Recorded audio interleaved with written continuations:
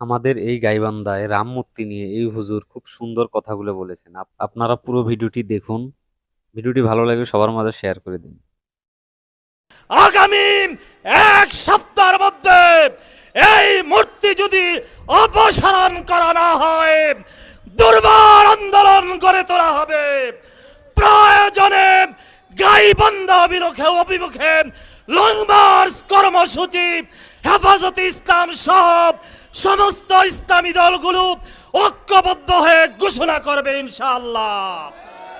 আমাদের একজন স্বরাষ্ট্রমন্ত্রী আছেন, খুব বিচক্ষণ, অনেক চতুর।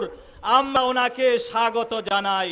উনি নির্বাচনের আগেও বলেছেন আমরা ক্ষমতায় গেলে শরিয়া বিরোধী, ইসলাম বিরোধী কোনো কিছু করব না।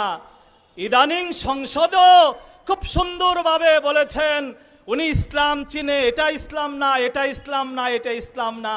আবার মাঝে মাঝে বলেন মদিনার সনদে দেশ চালাবেন। আমি ওনাকে জিজ্ঞাসা করতে চাই, স্বরাষ্ট্রমন্ত্রী সাহেব আমাদেরকে বলুন, প্রকাশ্যে একটা মুসলিম রাষ্ট্রে, যেই রাষ্ট্রে ইতিপূর্বে মূর্তি বিরোধী আন্দোলনে শত শত মানুষ শাহাদাত বরণ করেছে, আহত হয়েছে, রক্ত দিয়েছে, এই দেশে, মুসলমানদের দেশে প্রকাশ্যে মূর্তি বানানো কোন শরীয়তে আছে? প্রকাশ্যে মূর্তি বানানো এটাও তো ইসলাম বিরোধী কাজ।